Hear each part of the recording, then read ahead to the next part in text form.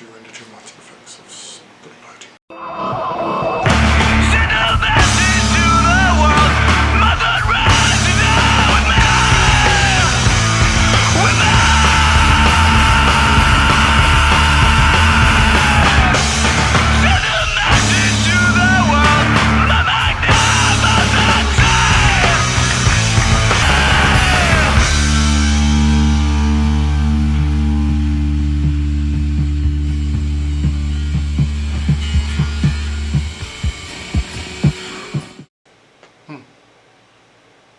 Something's a little different here.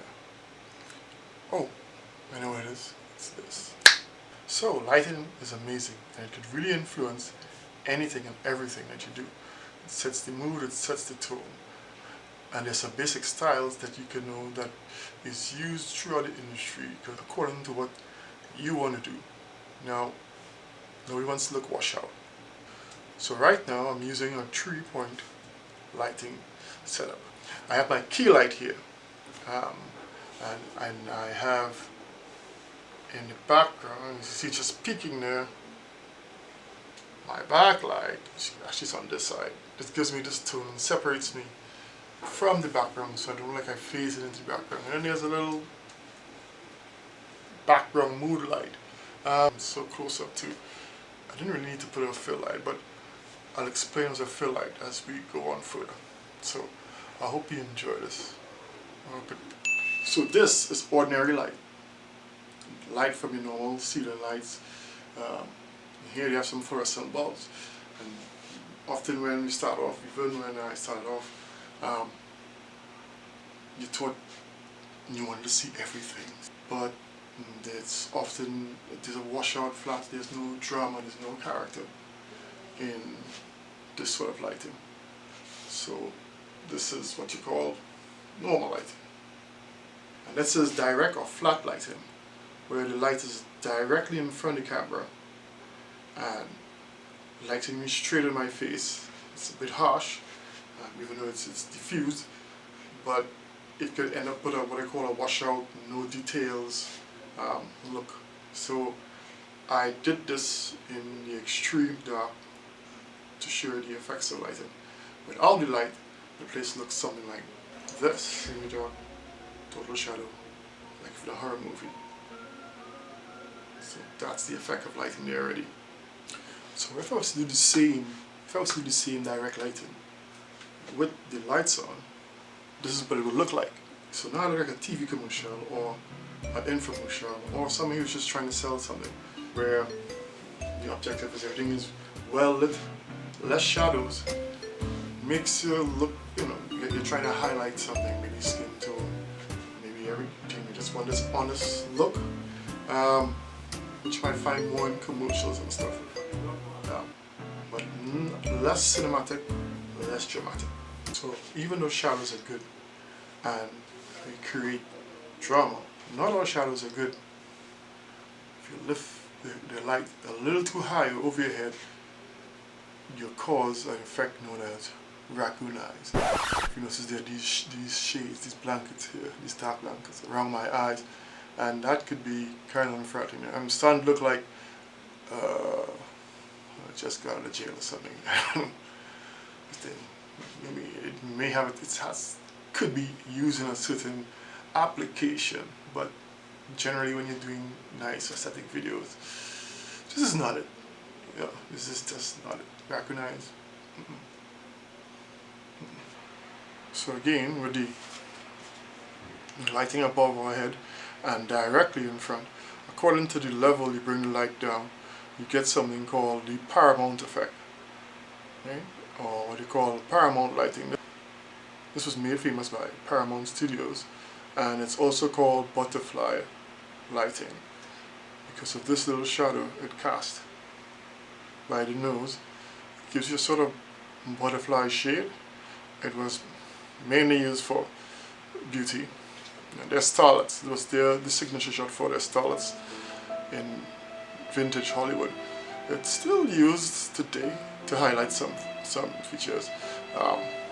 It's usually accompanied by a fill light to brighten the eye area. So as you notice, we're still getting a little raccoon eyes. That's because we don't have a fill light. So as you keep the light still high above our head, and move it a little more to the side, maybe so around 30 degrees, we create the effect called loop lighting. And why loop lighting? Look at that little thing there, it's almost like a circular loop. So the butterfly gets distorted and turns into this. So loop lighting also has another purpose. Where the shadows on this side of the face elongates people with rounder faces, so the face don't look round like a ball, it elongates the face to the more oval shape that we are accustomed to. And this is Rembrandt lighting, named after the Dutch painter Rembrandt, where in the shadow side of his paintings he always put a triangle signature on the face of his character. There's always a highlight on the shadow side. It's a Hollywood signature for male leading characters. It gives them a sort of dramatic poise, I guess, masculinity and hero and stuff. Yeah. One of the main styles used, be it subtle or be it harsh. Rembrandt. This is called broadside lighting, where I'm filming from the lit side of my face. So all the shadows are on this side and my face as well on this side. This sometimes, creates a certain mood in films. So it's used in Hollywood a lot, and it's called broad lighting. This is what is called short lighting, filling the side, the dark side of the face. So it has applications when you want to make someone look ominous or bold, strong. And this is called short lighting. So I'm filming from this unlit side. So the light now is on this side of my face, and this is the shaded side. What does create some drama, doesn't it? Now this is one of my favorite. This is called split lighting, where the light is used on the light is put on one side, and it splits the image into total light, total dark. And it's really, really good for creating dramatic scenes. You would find it a lot in Hollywood when they are highlighting ominous characters, or simply trying to make the lead actor look all debonair and bold and strong.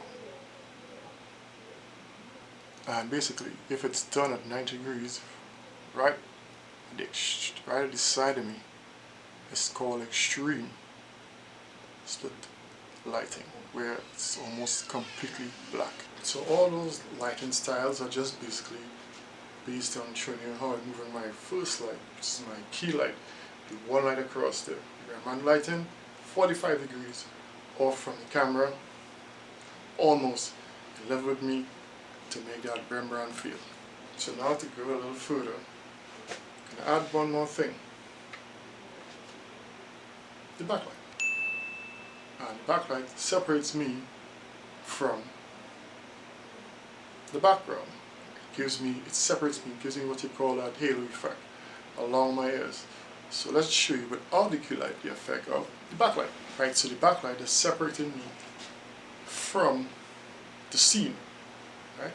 So this is what it does. This is basically its function. So let's turn it on with the key light and see what happens.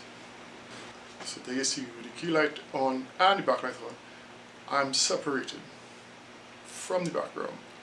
And also there are little highlights on my shaded side. It's best to have a backlight that's not too powerful, a backlight you can control the intensity or even the temperature of it according to your tones. But it separates it. Now the scene looks different, doesn't it? So when the backlight is raised a little and is highlighted more on my head or hair, it becomes a hair light. Well, can I demonstrate that right now? Just nothing to highlight. So I hope after all of this, there's a better appreciation for lighting. To be honest, I always knew it played an important part, but I didn't really pay much attention to it. Nope. and that's not good. But now I know better, and now I just love how lighting can just change a scene. Remember, as I learn, we learn, because I'm just happy to share everything, and hopefully get on board, and hope so that, remember, later could be greater or not. That's up to you.